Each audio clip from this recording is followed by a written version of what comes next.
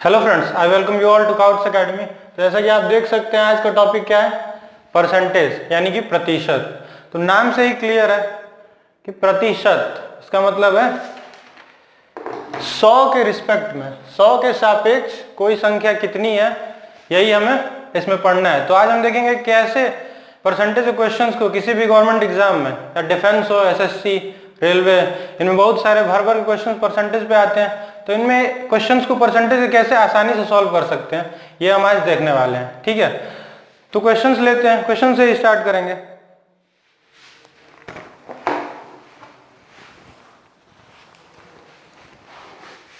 तो अगर पहला क्वेश्चन मैं पढ़ूं, देखिए ये कह रहा है कि the value of an article depreciates every year at the rate of 10%, ठीक है, of its value. If the present value of the article is ₹729, then its worth 3 years ago was. तो मैं हिंदी में पढ़ देता हूं एक बार। ये कह रहा है, प्रश्न ये कह रहा है कि एक वस्तु के मूल्य में हर वर्ष उसके मूल्य के 10% की दर से ह्रास होता है, यानी कि उसमें कमी आती है। यदि वस्तु का वर्तमान मूल्य 729 है तो 3 वर्ष पूर्व उसका मूल्य था। ठीक है, तो 3 वर्ष पूर्व पूछा है। एक बात समझिए, यहाँ पे इसने कहा है परसेंट कितना दिया हुआ है, ये प्रतिशत दिया हुआ है 10%। तो 10% देखते के साथ ही हमें ये समझ में आना चाहिए कि 10% किसको कहते हैं। अगर मैं इसको फ्रैक्शन में कहूं तो इसे कहते हैं 1/10। ठीक, समझ रहे हो? यानी कि 10% को अगर 1/10 कह सकते हैं। अगर यहीं पे मैं कहना चाहूं कि 10 डिनोमिनेटर और 1 क्या है, यानी कि ये बेस वैल्यू है और इसमें इसका चेंज कह सकते हैं। तो अगर मैं कहूं कि 10 में 1 बढ़ेगा तो 10% का इंक्रीज कह सकते हैं इसमें, अगर +1 करना चाहूं। यहीं पे मैं कहूं कि 10 में 1 घटा दो, ठीक, यानी कि 10 में 10% इंक्रीज कर दो, यानी कि 1 घटा दो, तो आंसर क्या आना चाहिए? 9। अगर मैं 10 का 10% इंक्रीज कर दूं, यानी 10 पे 1 इंक्रीज कर दूं, तो क्या आंसर आएगा? 11। इसका अर्थ यही तो है। ठीक है, तो यहां कह रहा है, क्वेश्चन क्या कह रहा था कि प्रतिवर्ष 10% कमी हो रही है, किसमें? किसी भी वस्तु के मूल्य में। ठीक है, तो अगर मैं ये कह लूं कि पहले वर्ष में 10 था, ठीक, तो कितना हो गया होगा? अगले वर्ष जाते जाते कितना हो गया होगा? 10 का 1 कम, ठीक है, 10%, 10 का 10% कितना होता है? 1। उसमें कितना है? 1 की कमी। ठीक है, अगले वर्ष भी यही हुआ होगा। अगर अगले वर्ष की बात करूं मैं, तो फिर 10 पे कितना कम? 1 कम, -1। ठीक है, फिर एक 3 वर्ष की बात कर रहा है, फिर वही करेंगे हम, 10 पे 1 कम, यानी कि 9। ठीक है, तो अगर मैं इसको सॉल्व करूं तो मैं यहां देखूंगा, ऐसे सॉल्व करने का ये तरीका है 10 × 10 × 10, 1000 अगर मैं कहूं तो 1000 अगर कोई वस्तु का मूल्य था तो 3 वर्ष में उसमें कितना, उसका मूल्य कितना हो गया? 9 × 9 × 9, यानी कि 729। तो यहाँ पे तो हम डायरेक्ट देख सकते हैं जो क्वेश्चन आंसर बिल्कुल मैच कर गया हमारा परसेंट से ही। ठीक है, तो ये तो बिल्कुल आसान हो गया कि 1000 जो होगा उसका 3 वर्ष बाद कितना होगा, उस वस्तु का मूल्य 3 वर्ष बाद कितना होगा? अगर 10% हर वर्ष उसमें कमी आती है तो आंसर कितना हो जाएगा आपका? 729 रुपए। ठीक है, तो ये देख रहे हैं कैसे कर सकते थे। ये आया कहां से, एक बार समझ लेते हैं। जैसे अगर मान लो मैं वस्तु का इनिशियल मूल्य था x, ठीक है, ध्यान से सुनिएगा। अब उसमें क्या कह रहा है? 10% की कमी आ रही है हर वर्ष, तो 10% कम होगा। ठीक, तो ऐसे कर सकता हूं, यानी कितना बचा होगा 10% कम करने, 90/100।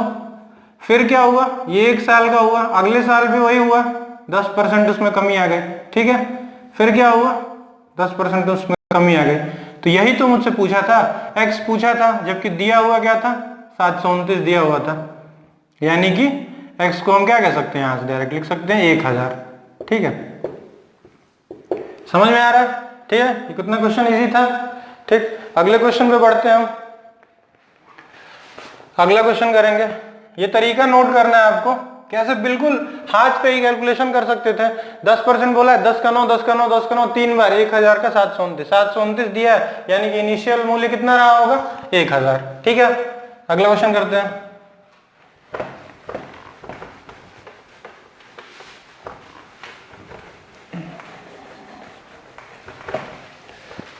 अगला क्वेश्चन कहता है कि एक व्यक्ति के पास कुछ धनराशि है, ठीक है, उसने उस धनराशि का 20% एक वस्तु खरीदने में खर्च किया और शेष का 5% परिवहन पर, ठीक है।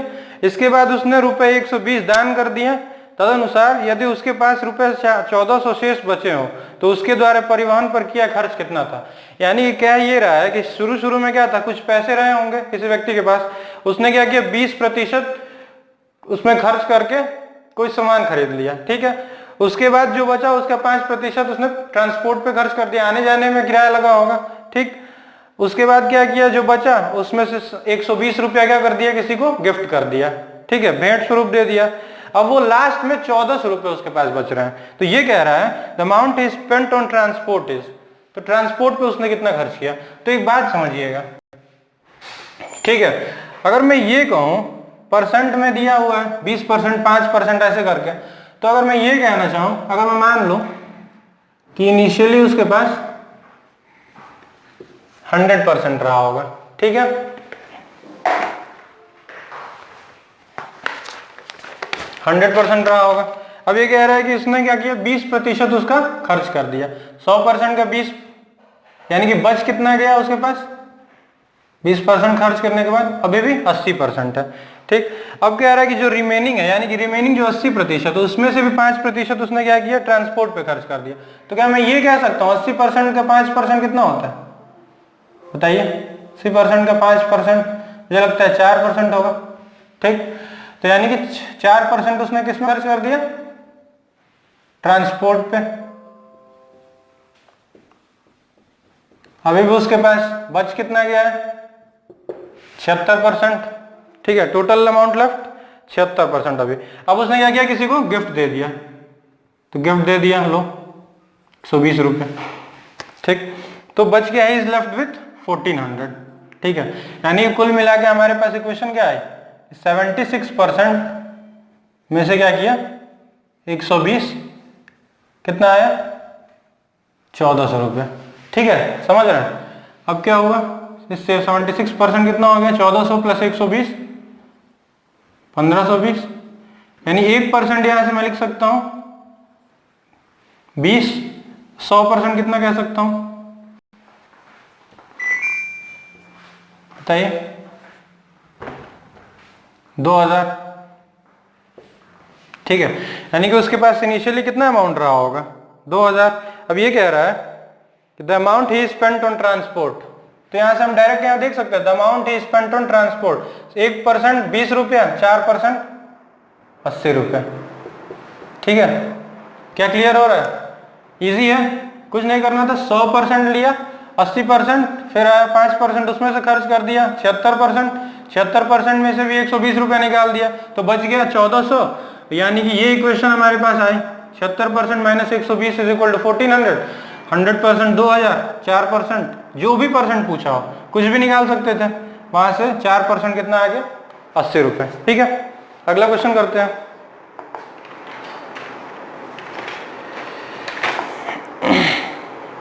अगला क्वेश्चन मैं लेता हूं, ये कह रहा है कि एक चुनाव में, यानी कि पोलिंग हुई, उसमें क्या हुआ, एक उम्मीदवार को 40% वोट मिलते हैं, ठीक है, और उसने क्या किया कि दूसरे वाले कैंडिडेट जो हारा है उसको 298 वोट से हरा दिया इसने, ठीक, सॉरी उल्टा क्या दिया कि 40% वोट वाला जो है 298 वोट से हार गया है। तो total number of votes polled कैसे कर सकते हैं, क्या एक्स वैक्स लेने की जरूरत है, जैसे यहां नहीं किया वैसे वहां भी नहीं करेंगे, देखते हैं।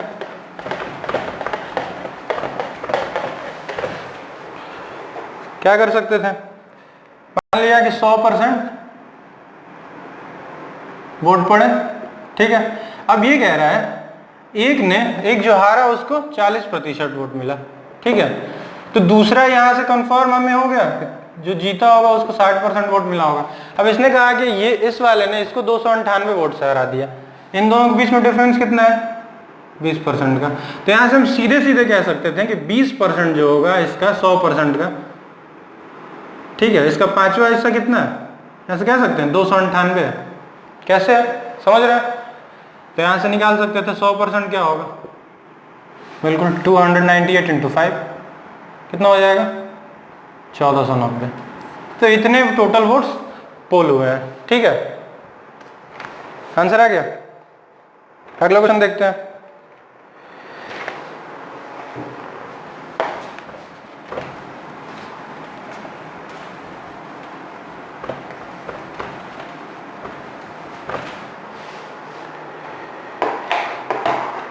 अगला क्वेश्चन कह रहा है if each edge of a cube is increase by 50% the percentage increase in surface area. तो यहाँ हमें सरफेस एरिया जो क्यूब का होता है उसका फॉर्मूला पता होना चाहिए। जैसे यानी हिंदी में अगर मैं पढ़ दूं तो यदि एक घन का प्रत्येक सिरा 50% बढ़ा दिया जाए तो उसके पृष्ठीय क्षेत्रफल में कितना प्रतिशत वृद्धि हो जाएगी। तो सरफेस एरिया हमें पता होना चाहिए। सरफेस एरिया क्या होता है क्यूब का, होता है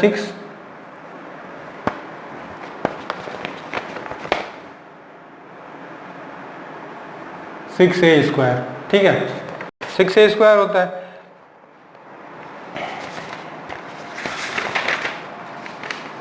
और एज को कितना बढ़ा दिया, यानी एज जो है ए उसमें कितनी वृद्धि कर दी गई 50% की। ठीक है, यानी कि अगर मैं एक 50% का मतलब क्या होता है बताइए, 1/2 कह सकते हैं, 1/2 बिल्कुल कह सकते हैं। यानी कि 2 में 1 की वृद्धि हो गई होगी तो 2 से क्या हो गया होगा एज 3 हो गया होगा। अब ये हमें पता है कि ए स्क्वायर के टर्म्स में है सरफेस एरिया। ठीक है, यानी कि 2 बार में लिखना होगा 2 का 3, यानी अगर इसको मैं सॉल्व करना चाहूँ तो 4 जो होगा वो 9 में कन्वर्ट हो गया होगा। तो कितना इंक्रीज हुआ बताइए, कितना इंक्रीज हो रहा है 4 से 9 में, 5/4 इंटू 100 कितना हो गया 125%। ठीक है, अगला क्वेश्चन देखते हैं। इसी पे क्वेश्चन करते हैं। और अब ये कह रहा है कि each side of a cube is increase by 10% the volume of the cube will increase by. तो और इजी है, यदि एक घन की प्रत्येक भुजा को 10% बढ़ा दिया जाए तो घन का आयतन कितना प्रतिशत बढ़ जाएगा। तो 10% बढ़ाना था, यानी कि 10 को क्या करना था 11, 10 को 11, 10 को 11। क्यों 3 बार करना पड़ा, क्योंकि क्या होता है वॉल्यूम ऑफ क्यूब कितना होता है ए क्यूब, बस 1000 कितना हो गया यहाँ से 1331। कितना इंक्रीज किया यहाँ से देख लिया 331 अपॉन 1000 इंटू 100, 33.1 आपका रिक्वायर्ड आंसर हो जाएगा। ठीक है,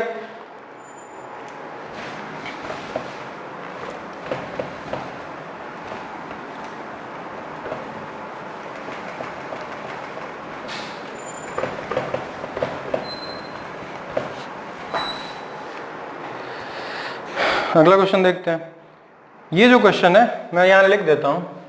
ये कह रहा है कि 60% of A is equal to 30% of B,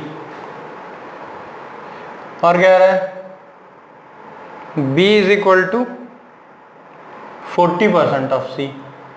ठीक है, तो और सी को कहा है x% ऑफ ए। ठीक, तो यहां मुझे x की वैल्यू निकालनी है। ठीक है, अब इसको इन क्वेश्चंस में की खासियत क्या होती है ना, जैसे हमने क्या किया 60% of A is equal to 30% of B, तो हमें क्या करना होता है ना ए और बी के बीच का रेशियो अगर मुझे पूछा जाए तो मैं कुछ नहीं, मैं क्या करूंगा, मैं यहाँ करूंगा बिल्कुल जो वैल्यूज मल्टीप्लाई की गई जैसे 60 और 30 उनका उल्टा ही क्या होगा, उन दोनों का रेशियो हो जाएगा। जैसे ये अपोजिट कर देंगे, ए बाई बी अगर मुझे करना हो तो 30/60 हो जाएगा। ठीक है, यानी कि 1:2। ठीक है, ऐसे डायरेक्ट हम कर लिया, हमने कर लिया 1:2 ए और बी का रेशियो हो गया। अगर मैं बी को 2 मान लूं और ए को 1 मान लूं, एक बात बताइए, तो बी 2 है और ये कह रहा है सी कितना है 40% ऑफ सी। ठीक, तो c इज इक्वल टू 40% को मैं कितना लिख सकता हूँ 2/5, यानी कि b कितना है यहां से अगर मैं निकाल लूं, ऐसे कर लेते हैं b is equal to 2/5 of c, ऐसे कर सकते थे। ठीक, तो a b और c के बीच का रेशियो अगर मुझे निकालना हो, a b और c के बीच का रेशियो कैसे निकल सकता है, a:2 भी मुझे पता है 1:2 है और b:c कितना है 2:5 है ना, 40% को 2/5 लिख सकते हैं, तो यानी कि ये क्या है, रेशियो कितना हो गया A/B/C का 1:2:5। अब पूछा है कि C is equal to X% of A, तो X कितना है। ठीक, तो यहाँ से आप देख सकते हैं C कितना है, यहाँ से कितना परसेंट है A का 500%, ऑब्वियस है। X इज इक्वल टू कितना आ जाएगा 500। ठीक, कोई समस्या। 1 और 5 कितना परसेंट हुआ, 500% ही तो है ये। ठीक, आंसर कितना आ जाएगा आपका, x इज इक्वल टू 500। ठीक है,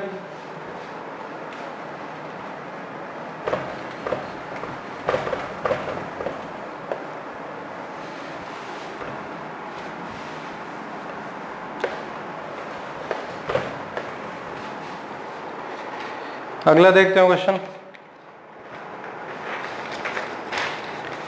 ये क्वेश्चन कह रहा है कि किसी कार्यालय में स्टाफ का 40% जो है महिलाएं हैं, यानी कि टोटल जो अगर होगा उसमें से 40% क्या है, महिलाएं हैं। उन महिलाओं में 70% महिला स्टाफ और 50% पुरुष स्टाफ विवाहित हैं। तो कार्यक्रम में अविवाहित स्टाफ का प्रतिशत क्या है, तो बताइए क्या होगा। अगर मैं यहाँ ये कह लूँ कि टोटल कितने थे 100, ठीक है, तो टोटल ये था, ये टोटल हमारा कितना है 100 है। इसमें से क्या कह रहा है, तो मेल कितने हो जाएंगे 40% फीमेल और 60% मेल, यानी ये 40 और ये 60, बिल्कुल कह सकते हैं इजीली। ये कह रहा है कि 70% of the female staff and 50% of the male staff are married. इसमें से मैरिड कितने हैं मेल में, और ये फीमेल है, तो इसका 70 कितना हो गया, आपको देखते ही समझ में आना चाहिए। 40 का 70% कितना होता है 28, और 60 का 50% अगर मुझे निकालना हो तो 30, यानी कि टोटल विवाहित लोग कितने हैं, मैं ये कह सकता हूँ कि 58। टोटल 100 में मैरिड लोग कितने हैं 48, तो पूछा तो अविवाहित कितने हैं, तो 42।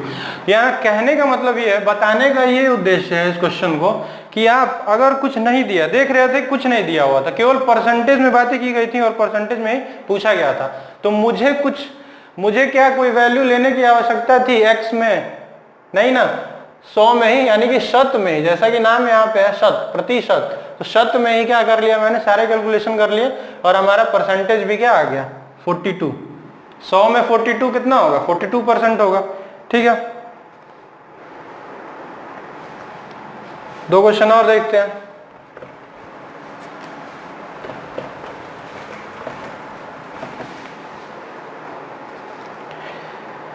ये क्वेश्चन कह रहा है, ये बहुत अच्छा क्वेश्चन है, ध्यान दीजिएगा, कि जल कर में 20% की वृद्धि हुई लेकिन उसकी खपत 20% कम हुई, तो धन के खर्च में वृद्धि या कमी कितनी हुई। ये अच्छा क्वेश्चन है। Water tax is increase by 20% but its consumption is decrease by 20%, then the increase और decrease in the expenditure of the money is, यानी कि टैक्स इंक्रीज कर रहा है तो कंजम्पशन हमने क्या किया, घटा लिया, तो अब ओवरऑल एक्सपेंडिचर की बात कर रहा है, कितना घटा या बढ़ा। तो क्वेश्चन अच्छा तो है लेकिन इजी है, और इजी होने के साथ साथ इसमें आपको जो प्रोसीजर फॉलो करूंगा मैं वो ध्यान रखना, कैसे इसको इजीली सॉल्व किया जा सकता है। तो मैं कह रहा हूं कि इंक्रीज हुई है 20% वाटर टैक्स, यानी 20% को मैं कितना लिख सकता हूं 1/5, यानी कि 5 में क्या हुआ 1 का इंक्रीज हुआ, 1 इंक्रीज हुआ कितना हो गया 6। ठीक है, अब कह रहा है कंजम्पशन डिक्रीज हो गया 20% से, तो कंजम्पशन डिक्रीज हुआ 20%, तो 20 में 20 इज इक्वल टू 1/5 है। अब ये कह रहा है कि डिक्रीज हुआ, यानी 5 में एक कम हुआ है, तो 5 क्या होगा, कंजम्पशन की बात कर रहे हैं, यहाँ पर टैक्स है, और ये क्या हो गया होगा, ये डिक्रीज करके 4 हो गया होगा। क्यों, क्योंकि इसमें इंक्रीज दिखा रहा था और इसमें क्या दिखा रहा है आपका, डिक्रीज दिखा रहा है। ठीक, तो अब क्या कर सकता हूं मैं, इन दोनों क्या किया, ऐसे लिख लिया 25, यानी कितने में कन्वर्ट। अच्छा ये बताइए, अगर मैं कुछ पैसे खर्च करता हूँ किसी सामान को लेने पे, और अगर मैं 10 रुपए खर्च कर रहा हूँ एक सामान को लेने में, तो 20 रुपए खर्च करूंगा 2 सामान लेने में, तो 10 × 2 वही वाला कॉन्सेप्ट यूज कर रहा हूँ। 5 5 जो 25 और ये हो जाएगा 4 6 जो 24, यानी 25 जो मैं पहले खर्च कर रहा था पानी पे, अब कितना खर्च कर रहा हूँ 24, तो कितना कम हो गया, एक कितना का किस पे कम हुआ 25 पे, तो एक 25 पे कम हो रहा है, इसको मैं लिखाता हूँ 4% का डिक्रीज। बिना पेन पेपर का यूज किए आप क्वेश्चंस को कैसे सॉल्व कर सकते हैं, यहाँ पे ये वीडियो बनाने का केवल इतना ही मोटिव है, ठीक है। और वो भी ये आसान वाले क्वेश्चंस, कठिन क्वेश्चंस होंगे तो उसमें भी कैसे यूज करेंगे, पेन पेपर उठाना भी पड़े तो कैसे हम कम से कम समय में सॉल्व करें, वो क्वेश्चंस हम आगे देखने वाले हैं, ठीक है। ये तो बेसिक्स वाले हैं, अभी बिगिनर्स जो होंगे उनके लिए हेल्पफुल होगा। अभी तक हम क्या कर रहे थे कि x का यूज कर रहे थे, जो भी क्वेश्चन परसेंटेज का आता था उसमें क्या करते थे हम, x का यूज कर लेते थे, x में इंक्रीमेंट, x में डिक्रीमेंट, परसेंटेज को ऐसे दिखाते थे, तो उससे क्या होता है, क्वेश्चन जो होते थे ना टफ हो जाते हैं हमारे लिए, कैलकुलेशन बहुत लंबी हो जाती है, तो उनको ही कम करने के लिए हम क्या कर रहे हैं, ये वाला अप्रोच सीखने वाले हैं। एक क्वेश्चन देखते हैं, ये भी बिल्कुल आसान है, और ऐसे क्वेश्चंस बिल्कुल अगर प्री एसएससी के प्री में तो बहुत भर भर के क्वेश्चन आते हैं, और इजी कितने हैं ये देखिए, नंबर इज इंक्रीज बाय 20%, कोई नंबर 20% इंक्रीज कर गया, यानी 5 अगर होगा तो 6 हो गया। अब लिखने की, अब पूरा डिटेल बताने की आवश्यकता तो है नहीं, अब कह रहा है to get back the original number the increase number is, अब मुझे क्या करना है, पहले 5 से 6, अब 6 से 5 करना होगा तो क्या करना होगा, 1/6, यानी 6 से 5 अगर मैं कहूँ, इसमें तो +1, इसमें क्या करना पड़ेगा, -1, किसके रिस्पेक्ट में, 6 के रिस्पेक्ट में, तो 1/6 × 100, इसको मैं कितना लिख सकता हूँ, 16/2/3%। तो यही तो कहा था, क्या कहा था, to get back the original number the increase number is to be reduced by, कितने से घटाना पड़ेगा इंक्रीज नंबर को, 6 को कितने से घटाया तो 5 आया, 1/6 कर दिया, 16/2/3 से डिक्रीज कर दिया तो हमारा ओरिजिनल नंबर हमें मिल गया, ठीक है। कोई तकलीफ नहीं होगी, ठीक।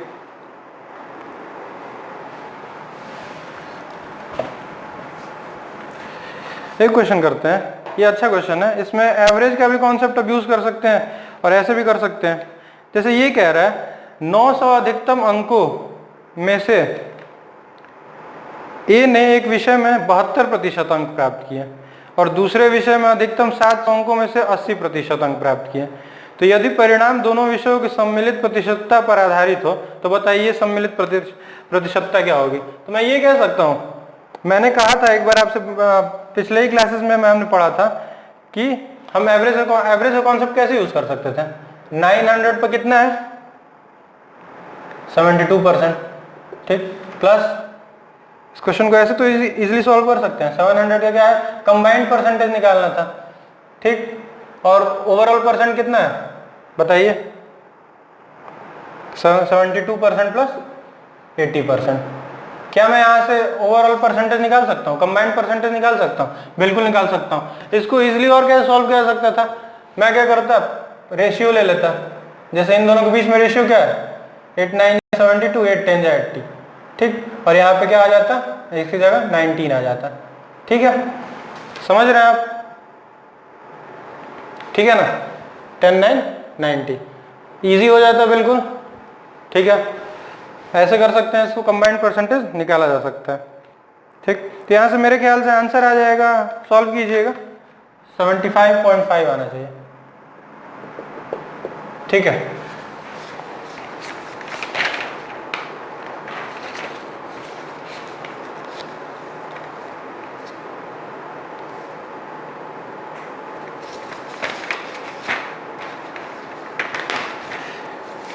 एक क्वेश्चन करते हैं, ये कह रहा है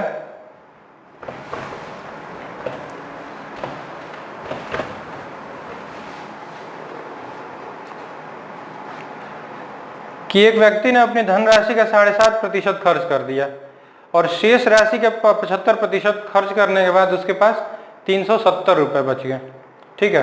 तो अगर मैं ये समझिए, देखिए कभी कभी ऐसा भी नहीं, एक ही कॉन्सेप्ट से स्टिक नहीं करना होता है, हमें सभी तरीके आने चाहिए, ठीक। तो इस क्वेश्चन को आसानी से कैसे सॉल्व किया जा सकता है, जैसे कह रहा है कि आदमी ने क्या किया, 7.5% मनी क्या हुआ, उसने खर्च कर दिया और उसको स्पेंड करने के बाद जो 75% रिमेनिंग थी उसमें क्या हुआ, उसके बाद क्या हुआ, 370 रुपये उसके पास, 75% खर्च करने के बाद 370 रुपये बच गया। तो how much money did he have, तो मैं ऐसा कह सकता हूं, अगर मैं x मान लूं स्टार्टिंग में, तो 7.5% कम, यानी कि कितना हो गया, 7.5 कम कर दिया, ठीक है। यहाँ पे मैं लिख सकता था ऐसे, ठीक, यानी कि बचा मेरे पास कितना, इसको कितना कह सकता हूँ मैं, 92.5। 7.5% खर्च किया एक्स का, तो मेरे पास बच गया 92.5। अब क्या कह रहा है, and after spending 75% of the remaining, ये जो बचा हुआ है उसका भी 75% रिमेनिंग खर्च करने के बाद मेरे पास बच गया 370 रुपया। यानी कि इसका कितना 100 माइनस 75/100 लिख सकता हूं, क्योंकि बचा कितना है मेरे पास, एक बार 7.5% खर्च किया तो मेरे पास ये बचा। ठीक है, अगली बार क्या किया, उसका 75% खर्च कर दिया, यानी 25% बच गया इसका। इसका क्या हुआ, 25% बचा, तो मेरे पास कितना आ गया 370। इसको मैं इजीली सॉल्व कर लूंगा, तो 92.5 इंटू इसको 25/100 में कितना लिख सकता हूँ 1/4। यहां से मैं सॉल्व कर दूंगा और x की वैल्यू निकाल लूंगा। ठीक है, थोड़ा सा कैलकुलेशन है। ठीक, इसको सॉल्व करिए, मेरे ख्याल से आंसर 1600 आना चाहिए। ठीक, हाँ, क्योंकि ये जो होगा ये 4 टाइम्स में चला जाएगा और ये 4 × 4 1600, ये आपका क्वेश्चन आ जाएगा। ठीक है, तो देखा कैसे आप बिल्कुल सभी तरीके आने चाहिए हमें, x का यूज करके भी, जहाँ परसेंटेज का इक्वल दिया हुआ है कोई वैल्यू लेने की जरूरत नहीं है, वहां पे 100 मान के कैसे कर सकते हैं, यहाँ पे कैसे x मान के कर लिया, देखा हमने। ठीक है, एक अंतिम क्वेश्चन करते हैं।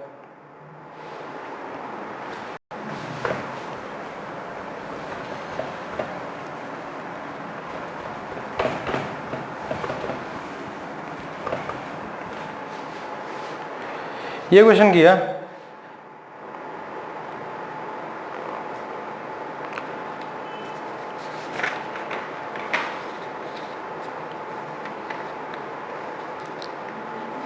ये कह रहा है Ravi is 12 years younger than Surya, यानी कि रवि छोटा है सूर्या से कितने साल, सूर्या माइनस रवि का एज कितना है 12 वर्षों का अंतर है।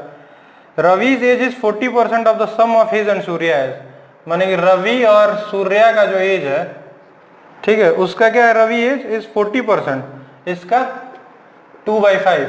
ये आपको बहुत ध्यान देना है, 40% को 2/5 वो कितना है, रवि का एज है।